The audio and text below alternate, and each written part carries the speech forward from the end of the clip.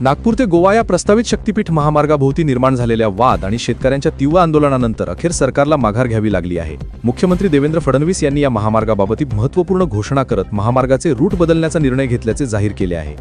फडणवीस म्हणाले, शक्तीपीठ महामार्गामुळे राज्यातील धार्मिक पर्यटन, व्यापारी देवाणघेवाण आणि रोजगार संधींना मोठी चालना मिळेल, पण सरकार कोणावरही अन्याय करणार नाही।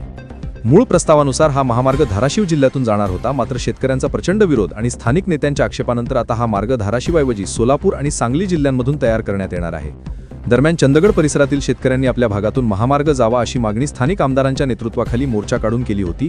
त्यांच्या या मागणीवर सकारात्मक प्रतिसाद देत राज्य सरकारने नवीन रूट प्रस्तावित करण्याचा निर्णय घेतल्याची माहिती मिळत आहे। राज्यातील 3 प्रमुख शक्तीपीठांना जोडणारा हा महामार्ग 801 किलोमीटर लांबीचा असून समृद्धी महामार्गाच्या धर्तीवर विकसित करण्यात येणार आहे। या प्रकल्पामुळे नागपूर, सोलापूर, सांगली, कोल्हापूर आणि गोवा या प्रमुख भागांतील संपर्क सुविधा सुधारतील असा सरकारचा दावा आहे। मात्र विरोधी पक्षांनी या निर्णयाकडे राजकीय दबावामुळे घेतलेला निर्णय म्हणून पाहत सरकारवर टीका केली आहे।